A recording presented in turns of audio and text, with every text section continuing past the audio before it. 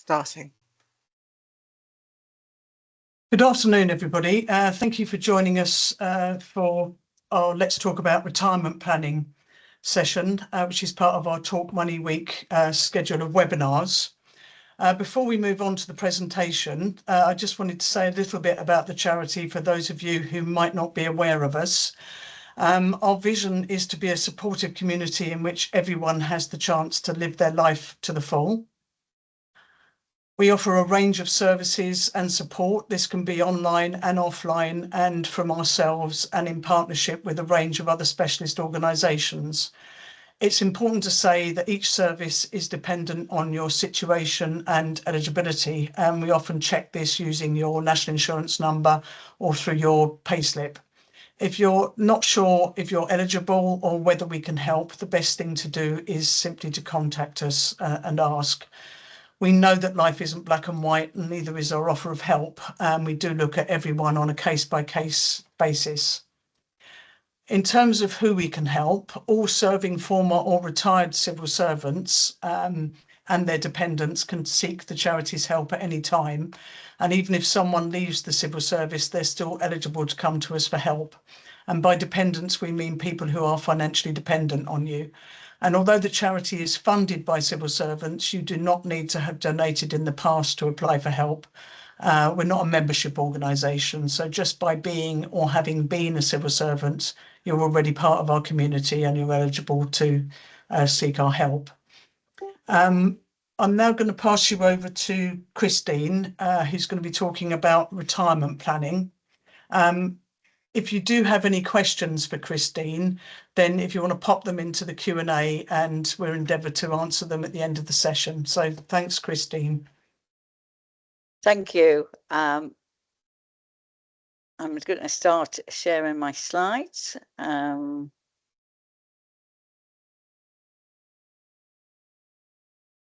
we go. Hope you can all see that. So we're going to talk about retirement today. I'm going to briefly mention partial retirement, which quite a lot of civil servants go down that route first, and also about things that are not entirely about money, because when you're talking about planning your retirement, obviously money is a big focus, but quite often non-money issues are also very important. And I think we'll see that as we go along. Now, who am I? So I work for the Civil Service Pensioners Alliance, and we have been campaigning and lobbying on behalf of pensioners for over 70 years. We were set up over 70 years ago to organise to campaign to get the civil service pension increased annually with inflation. It's hard to believe now, but that was something that wasn't done automatically. There was just occasional discretionary increases. Now we are a lobbying and campaigning organisation. We have lots of member benefits with £3 a month, and we are the partners for the civil service pension to represent retired members. So the civil servants, working civil servants, are represented by trade unions with the Cabinet Office, but retired members are represented by CSPA. So do look at our website and check us out. We have a lot of information about pensions. We have podcasts and webinars, so it'll be a lot more detail than I'm able to give you today, so it's certainly worth checking that out. And we also have good deals on travel insurance and that sort of thing with the Civil Service Insurance Society. So you want to retire, so making the decision, the pensions and income, what is enough? Because let's face it, the money is going to be the thing that probably you look at first. Now, there's a lot of different criteria about what is enough money for retirement. The employer organisation, formerly called PSLA, gives an amount every month, and you can tell we've had a period of inflation because a few years ago the minimum amount was something like 12,000, and the middle was 20 something thousand, and the very comfortable life was 30,000. But now, only 3 or 4 years later, the minimum income is 17,000. The moderate income is somewhere nearer 30,000. This is for a single person. And the comfortable lifestyle is 40 something thousand per individual. So obviously not many civil servants are going to retire on a pension of 40,000 plus. But it's what's enough for you. These are different lifestyles that involve so many foreign holidays and all this sort of thing. Other assessments of income involve checking 70%, between 50, 60% and 80% of what your salary, your working income seems to be a rule of thumb. So because you won't have the same outgoings as you do when you go to work. So it really, you need to think about what suits you as an individual or you as a household, depending on your circumstances. Partial retirement is very popular in the civil service since it came in over 20 years ago. We have, this is where you can reduce your hours, take your pension, and you can, there's no change in your take-home pay. But it also means there's no increase. There's salary increases every year, but not, you can't. With the partial retirement, there's two big things to consider, and we might come back to those. But one is the job design. You can't demand to be partially retired, to change your job. You can request. But what you've got to be careful is that you're not going to end up working a full-time job in less hours. That's a concern. Nobody do that deliberately. It's just, it needs, if you want to reduce your hours, you've got to make sure that the work reduces proportionally. And one of the things that you've got to be aware of also is something called abatement. Some of you may be aware of this. Abatement is where anything you earn, so you have your what you call salary of reference, which is basically your final salary. I'm assuming here we're going from full-time to part-time. You should take away how much pension you're going to get, and that leaves you with how much you can earn. Because if you earn more than your pension and your new salary comes to more than your old salary full-time, you lose it. It's called abatement and you lose it. And it's to be honest, it is very unfair. It only applies to the old, it doesn't apply to alpha. Any pension before that, it applies to. But it does mean that if you've got very long service and your pension is a decent proportion of your old final salary, doesn't matter what it actually is in number, but if it's a very high proportion because you've had 40 years, that might only leave you able to work 1 or 2 days a week without losing money, working for nothing. And there's very few jobs that can go from full-time to 1 or 2 days a week. So that is something you've really got to check out before, or you have a different mindset to it. We've had a member, I've had members talk to me about this. For example, we have somebody who, cut down her hours, but the job wasn't designed properly, and she ended up being very stressed because she was putting a full-time job into a sort of, a few days a week. And the poor woman was ill.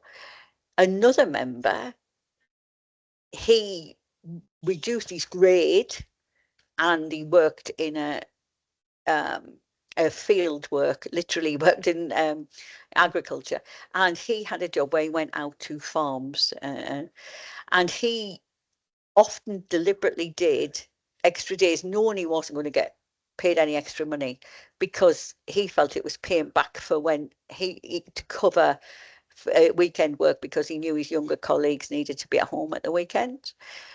It was a different mindset to the same problem, but in both cases they lost days and days of pay a week. So that is something very important if you're thinking about partial retirement.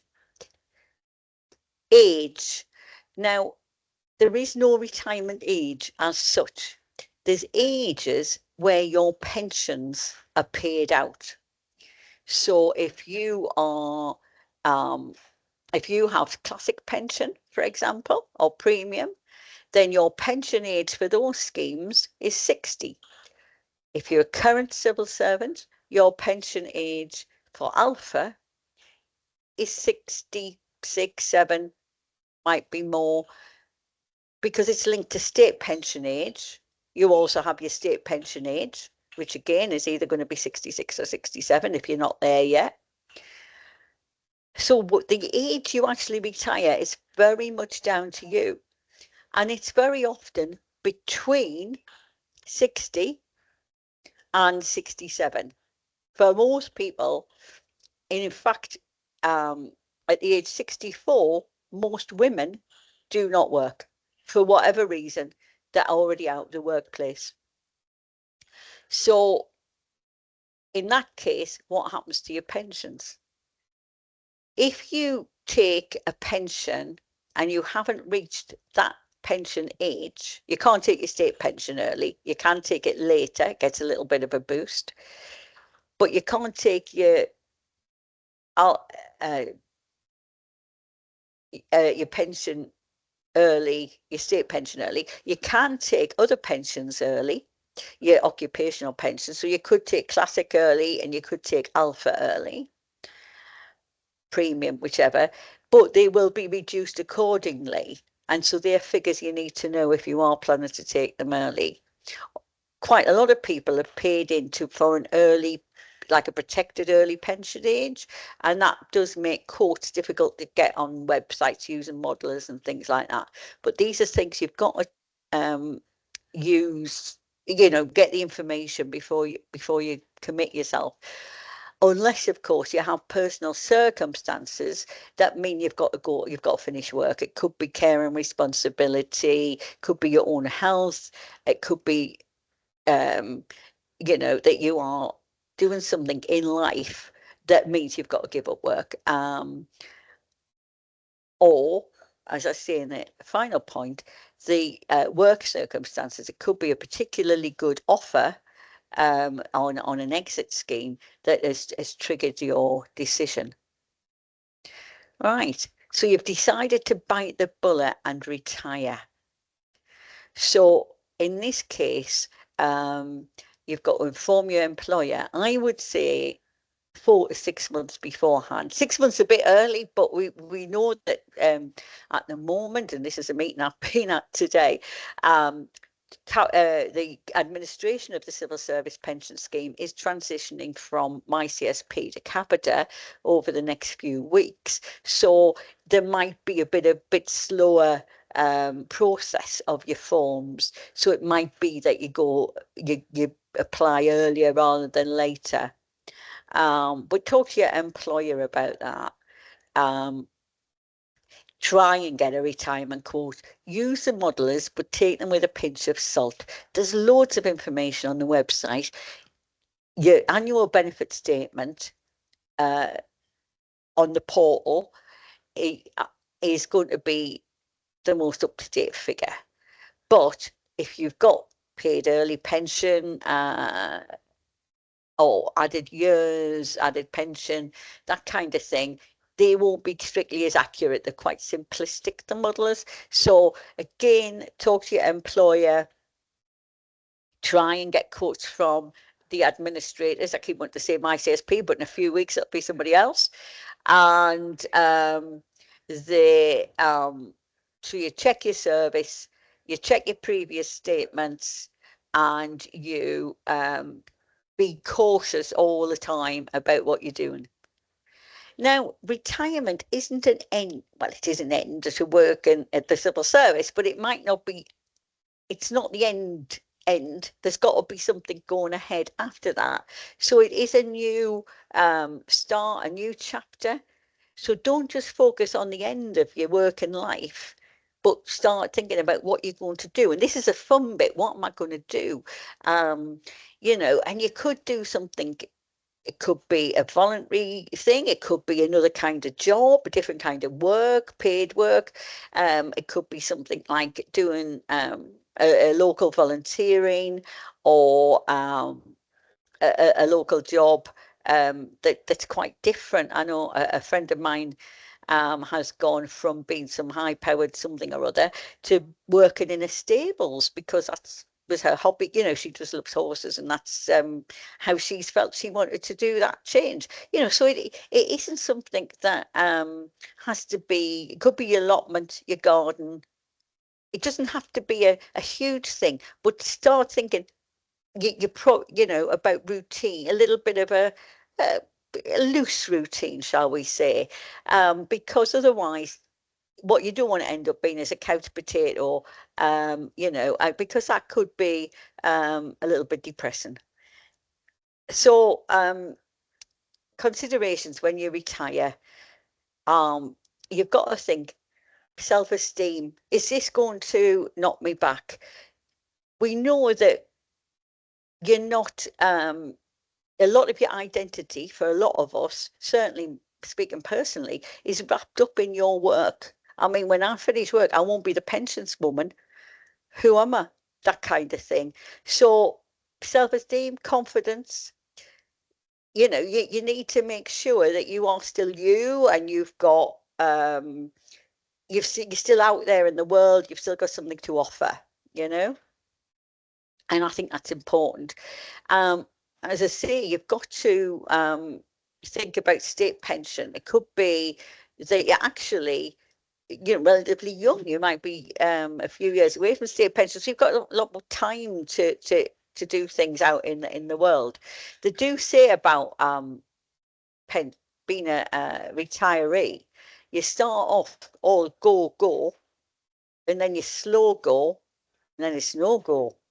But although that's a bit banal, you know that that also affects the money. You will actually start in early in retirement might be spent a lot more because you want to do big trips, whereas later on you might not have the health, or you might just don't want to do that because it's a huge effort, and you know you've been there now.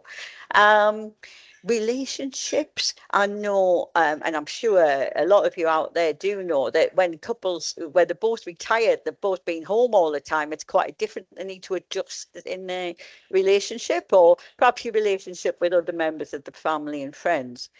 Meaning and purpose. That's a really important thing, and I know you know, that people are studying that, and there is an ongoing study if you're interested in participating, that the information will go out after this about what you're going to do, you know, whether there's something, as I say, it doesn't have to be a huge thing. It could be you are the gardener, you know, that's your big thing. But your meaning and purpose is important. Health is another one, you know, look after your health, and obviously we know about benefits of exercise and all that sort of thing, which can all tie in with the lifestyle. So to do that, you need enough money. You need to be resilient, adaptable, flexible, and be open-minded about changes to your lifestyle. You know, you might find that you need to sort of change your perceptions of yourself, change your attitudes to life, and so on. It is a big thing leaving the workplace, but so many people do really well. Most people, a lot of people are happy in retirement, but it does need preparation and planning. And obviously you agree with that because you're here on this webinar. But it's, as I say, it's not just about money, and that's an important thing to consider. Now, I will go back to the pension because I do think that's probably what a lot of you were on the webinar for. Now, your occupational and your state pension are often your main income. For most people, I would suspect it is the only income that, you know, but other people might have some sideline. But for most people, now the average civil service pension is around £10,000, and the state pension will be around 12,000. and that puts you over the minimum level, if that's you, that's needed to retire on, but it doesn't put you in the comfortable level. But as I say, this is something that you have to work out yourself on. You might need to make changes to your lifestyle, in that you might have you might want to downsize where you live, move from a house to a flat or something like that. You might even move to a different part of the country. There might be family reasons, or you might just want to move somewhere that's cheaper to live. You no longer have to live near commuting distance of a big city, that kind of thing. So, but do think big. Think, you can do X, Y, and Z, because if you're not tied to the workplace, then that gives you those opportunities. Now, the practicalities of choices when drawing down your pension. So, alpha or legacy schemes, as I say, have legacy schemes being the classic premium and so on, have different pension ages. So you might want to draw down your old scheme because you're over 60, but you could leave your alpha, rather than taking it reduced, you might be able to afford to leave it until state pension age and take it a different time. Definitely inquire about that if that's what you want to do. Most of you who are retiring during this period of time will be affected by the remedy, and you will have heard about the remedy because I think it's been such a big thing, and you'll find that the remedy, you will get your choice on retirement, either partial or fully, but certainly on fully retirement, and that is the choice of whether or not you want to have alpha or your old scheme for that period that the remedy is affected. So what is the remedy? So as I say, if you go on the civil service website, there's loads of information. If you're a CSPA member, if you join us, we have loads of webinars, recordings and podcasts on there. But basically what it is that when the new schemes came in, alpha in the civil service, the protection for older people was that within 10 years, if you were within 10 years of your retirement from a date in 2012, because that's when we all started discussing it, and I was the PCS pension officer at the time, you stayed in your old scheme. Now, that, of course, was right across the public sector. The firefighter and the judges both won lawsuits that said they were worse, younger people were worse off moving to the new scheme. Now, if you talk to the pension officers of all the unions, we would have said, actually, some of the schemes, people were better off in the new scheme. And I would have always argued, I've always argued that about alpha. Alpha is a much better pension than the legacy schemes, because it builds up twice as fast, almost twice as fast as classic. It is much more flexible about easier for part-time to build up, and it is very much your scheme. So the alpha scheme, your salary, not your final salary, your salary as you're building up, and this will be from when you joined alpha, it builds up a percentage of your salary plus inflation every year, and that's compounded. So by the end, you have a pot, but it's not like a defined contribution pot that's in the private sector. It doesn't run out. It's a pot that's renewed every year. So you're building up. So say 1 year you earn 10,000, and then you get 2.3% of that put in a pot, then you get inflation added to the pot, and then 2.3% of the next year's salary goes in the pot, inflation added on the pot. Now, it doesn't look back on your career. We're always starting in whenever you started alpha. When you retire and you've got some classic or premium pension that relies on final salary, it's not the final salary when you left classic. It's your final salary when you retire. So even though you haven't been in Classic for years, it will take the final salary from that day. So you've got to make sure you're sort of savvy about all these things when you're trying to work out your income. Now, for the remedy, so going back to the remedy, the firefighters and the judges believed that they were being unfairly treated, and their schemes were compared and they won the case. So the remedy for that whole case was put out across the entire public sector. Whether the other schemes were unfair, and as I say, I would argue civil service one wasn't, but you know, who's going to listen to me? So the remedy is to be fair for everybody, young and old, for that period of time, 2015 to 2022, you will get a choice. Even if you transitioned in the middle of that, for that period, you can either have the alpha or the legacy scheme, classic, premium, what have you, for that period. And you will get a huge document explaining all the ins and outs, and you can make a choice. There is no second go at that choice. You make a choice, that is it. There is no going back on your choice. So you will have to read it carefully. You shouldn't need financial advice, but if you do, you're a member of CSPA or one of the unions, Quilter Financial Advice will give you a free consultation. But actually, for most people, the difference is a few £100. It can be as little as 74 pence. It can be as much as thousands. It is very much dependent on you, your money. But for most people, we're talking about a difference of £200 over a year. This is not some, I'm going to get my remedy and this is big money. No, do not expect a lot of difference.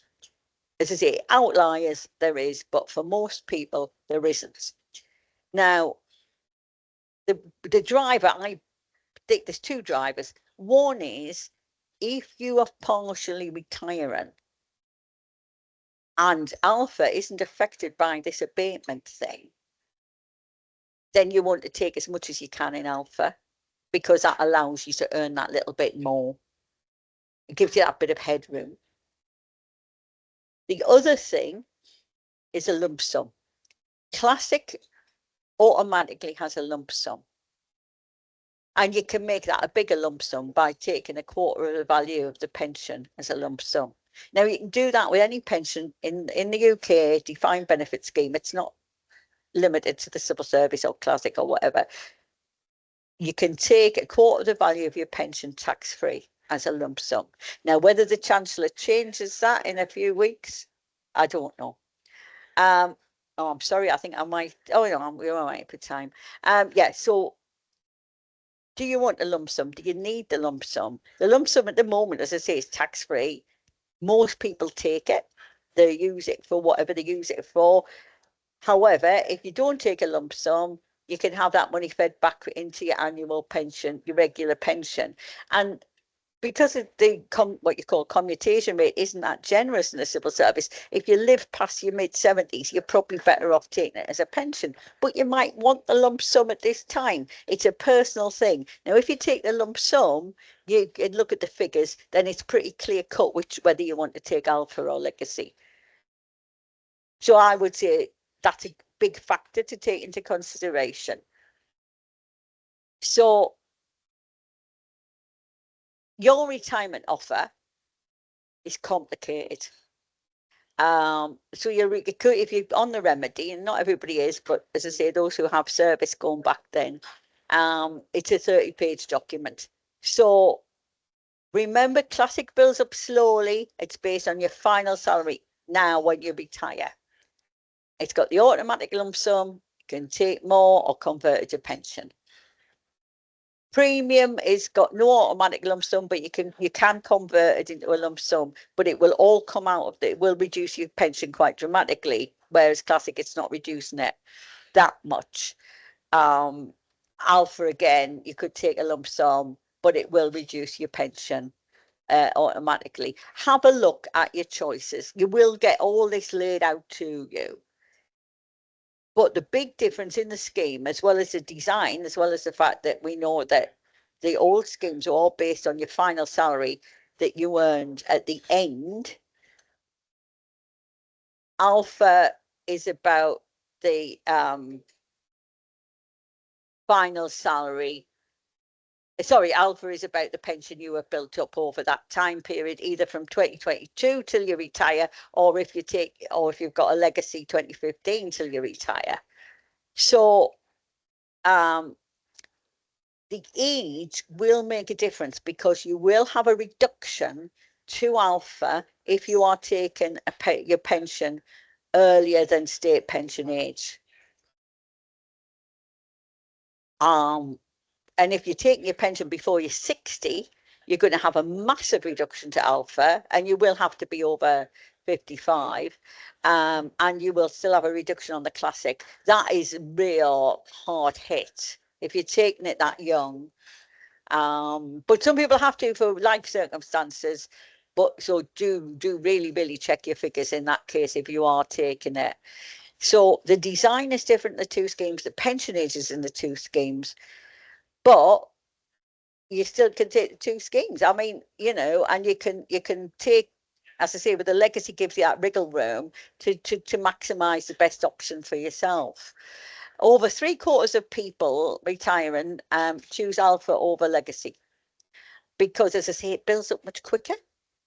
But you look at your figures, everyone is different, and you'll find that you know, your choice might not be that, but you know, make sure you check out what your particular choice is. You know, so I don't think I'm saying anything out of school there. Yeah, where to go for help is, well, obviously the Civil Service Pension Scheme, and hopefully these links, if you click on them, will take you somewhere. And if you are a member of CSPA, go to the our Remedy Hub. But there is lots of help out there if you take the time. And as I say, if you're a member of ours or a union or in some other kind of organisation, membership organisation, they can possibly give you some help with an independent financial advisor. So nothing I've said is financial advice. I've just been trying to talk you through options. So, you know, I hope that has been helpful to you in your retirement planning. And I am now happy to take some questions. But over to the team. Thanks. Yeah, I'll stop sharing now. Yeah. Okay. Yeah, and I'll put our one up. Thank you. Thanks, Christine. We do have quite a few questions actually that have come through. So first question is, I hear Capita used to do pension for another government department, but were replaced as they were not very good. So have we got any reassurances that they are going to be okay for the civil service pension? Well, I mean, I think and I'm sitting here and I think Capita might be able to hear me, but because I am in this at this event. But what I can say is that the Cabinet Office are the scheme managers. Capita, you know, they put out a contract. Capita won the contract. Now, there was an investigation done by the National Audit Office a few months ago, and I personally, I was at CSPA, put in a lot of evidence about the service. And the National Audit Office did an investigation, and then subsequently the Public Accounts Committee did an investigation, and that is on the government website. Now, we know that the Cabinet Office scheme people have been working very hard to make sure that the Capita will be held to account and what have you. And there will be an announcement, I've been told this morning, within the next few days about all that. So I would say watch this space. It'll be in the press. But I think certainly there's been a lot of work done on the transition. I would say to anybody retiring between now and Christmas, be very very aware that this is the sort of transition in time, and then, but people will be paid, and people will be, work will continue, is what I'm saying. But yes, I totally understand concerns, but I think you've just got to, there's a lot of people watching what's going on and trying to monitor the situation. I think that's the best thing I can say really about it, Okay. because I know that the Cabinet Office are working very hard. I totally assure you of that, and I'm aware. Okay, thank you. Next question is, how does Inform Your Employer work under voluntary exit? So if you're leaving the civil service, but you're not taking Right. your pension straight away. No, so you then become a deferred member of the scheme, and you would go on the deferred, well, after the transition's gone through, log on to the portal, you'll have a different login and everything, and you will be called a deferred member, and you'll be able to see your benefits then. And so when you come to take your pension, you take it as a deferred member, and that would be like anybody who'd left and then, left the scheme. But your pension will be fine, it'll sit there, there won't be any you won't lose it or anything. It'll just be there, sort of waiting. So you wouldn't have to. You would then have to inform the scheme. There will be a setup. You'll be able to see it on when that new system's in place. But it's not a problem. We just have to go straight to the scheme and say, I want to draw down my money. Right. It's a really nice call to do. Have done it in schemes. Right. Okay. Okay. If you're on an alpha pension scheme, can you transfer previous pensions into additional voluntary contributions pot?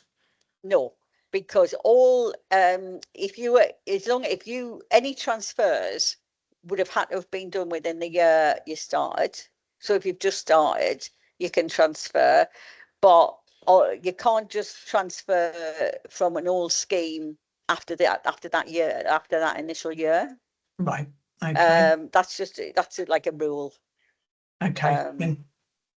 Thank you. I can see. Oh, sorry? You're going to do so. I'll not look at them. Does taking your pension early greatly reduce your future income? And I know you spoke a little bit about this, so it obviously depends how early you take it and how much that affects your future. Yeah, that's right. But it will be increased with inflation. Okay. That is worth knowing. Yeah. Okay. Thank you. We've got, can you ask my CSP stroke Capita for a quote information on your actual partial figures before you submit a request to your employer for partial retirement? So my understanding would be it's probably the pension is, it's your income that goes partial rather than, Yeah, it's difficult because I would say in normal times, yes, but it's just because we're in this transition thing that'll go down the queue a bit, but certainly, it's definitely worth asking, because ringing them up yourself as a member, they can't tell your employer that you've rang up, if that's what you're saying. But yeah, try and do it direct, because otherwise, if you ask and then you change your mind, it could get awkward there, I think. Yeah, and I think it's wanting the information of what your income's going to be before you make that Yeah, decision. of course. Yeah. What is the benefit of paying extra into your pension versus not paying extra? Does it mean the potential to retire early or more pension? Yeah. So you get more pension, but you're also your contributions to a pension are taken off before tax. So if you put them in savings, you're paying tax. You're taking savings out of taxed income, but at the moment there's tax relief on your pension contributions. Again, that's another one the Chancellor might be looking at. But that's the advantage of paying extra into your pension, is obviously you're getting it out as pension, but you're not paying tax on the contribution. What you can do, it's very expensive to pay for more civil service pension. Because the employer contribution for your civil service pension is 27% of salary, which is huge. I mean, if you think the law says 3%, so it's, if you are buying at a pension, you've got to buy the employer bit as well. So it makes a big difference. So there is an additional contribution scheme that adds on to the civil service scheme, where you pay, you're buying a defined contribution extra pension, tax relief on that, and you can put in as much as you like and stop start a bit. So it's worth investigating. Yeah, it's a tax efficient way of saving. Yeah, yeah. For each year that you retire before state pension age, is there a percentage reduction per year of the total pension? So if you wanted to retire and withdraw from the pension, withdraw your pension at 55, that's a 12-year difference versus state pension age. So again, you've spoken a bit about it clearly will have an effect on, yeah. That'll be massive. 55 Yeah. to 67. I mean, that's really, but you could finish work and just defer it and then take it at a later date. You know, you don't Right. have to take it when you leave. Yeah. Yeah. Yeah. Okay. Okay. Is classic final salary frozen when you leave the civil service, even if you don't claim it for a couple of years? It's kind of frozen, so it stops. So it's obviously stopped building up classic now for everybody who's still working. And as I say, at the moment, if you're working when you retire, they'll link it to your salary when you retire. But if you leave it deferred, then it will be inflation proofed. Now, so it'll be inflation that gets added onto it. Right. Now, if you think about it, inflation is sometimes higher than pay increases. That might be worth thinking about. Yeah. If you've got in a maximum service and, you know, yeah. Yep. Okay. Is Nuvos an old scheme? Technically, yes, which I find a bit odd because it was only ever in for 5 or 6 years, so it doesn't have many people in it. And it is just like Alpha, except it doesn't build up quite as fast. But it was one of the very first career average schemes. I remember being incredibly excited about it when it came in. But so yes, it is counted as a legacy scheme. Yeah. Okay. Don't you get a bigger lump sum if you were on Classic Plus, Classic Plus, is it? As I know, I had to pay extra towards pension for Classic that. Plus. Yeah. What that was basically it was premium. You went into premium so if you, at the time when premium came in 2002, you could pay extra and go into premium because premium built up better. It was 60th of your salary rather than 80th of your salary for the classic. So you could, but had no lump sum. Right. But if you were classic, so you could either pay and have all your service count as premium, or you could just pay and have service going forward as premium, but your other service stayed as classic, and that was called Classic Plus. So yes, it's a legacy scheme. You've got classic premium, which is what Classic Plus is for that Right. period. And if you're still working now, you'll also have Alpha, but they're all good schemes. Okay. You know, if you paid extra, you will get extra back, is what I'm saying. Yeah. Okay, it's good to hear. I have worked for many years for different companies. How do I go about consolidating all of my different pensions? I don't know where to start. Right. Yeah. It might be worth getting financial advice, I would say, for that. If you've got a lot of, you know, a lot of private pensions and all that kind of thing, you can bring them together. If they're defined contribution, it depends what kind of pensions they are. But I would say if you've got, you know, something where you've got quite a number, it is probably worth paying for a proper advisor. Really. Okay. Yeah. You know, sometimes it is worth doing that kind of thing, you know, as a one-off. Yeah. Yeah, but you need advice to make sure you're doing the right thing. Yeah, absolutely. Yeah. Yeah. If you take a VER and sorry, if you take a VER and take it over 60, will your classic pension be paid in full or just a reduction in Alpha? If you're over 60, then that should be the case, yes. Okay. Okay. Somebody else says, didn't Capita get fined for a data breach? I don't know whether that's something. Yes, I was affected. I was affected, so it's very much on my mind. Yeah, no, they did, but I mean, practically everybody's been fined for a data breach. Yeah. You know, administratively. Yeah, it was the university pensions, and that's my pension. So yeah, one of my pensions. So yeah, but I mean, it didn't affect. I mean, it wasn't lost. There was no effect on us as members, thankfully. Yeah, but that's all of them. So I wouldn't say to be truthful, oh, much of a muchness. I mean, there's lots you can say about Capita, and if you go on the Public Health Committee, you could weep at all the evidence of this, that, and the other. But on saying all that, all the schemes have very similar issues. Yeah. Okay. I've been using the online modeler as a bench line, but I've been told by someone else that my CSP have said it's not correct. It's They I'm won't, very sorry, there's another little bit. They won't give us a quote unless I'm intending to leave. So how do we find out realistic figures to be able to make an informed decision? It is really difficult. It is really difficult. We've argued a lot about the modeler. It's actually technical. Is why the model is a bit dodgy. As I say, I said somewhere in the, if anybody's something that's not boxed, not straightforward, then it is. Annual benefit statement is always going to be the closest thing you get, and but it is a concern. I'm hoping that going forward, when they change in the new year, that you might be able to get they won't now give you that quote early unless you're definitely going.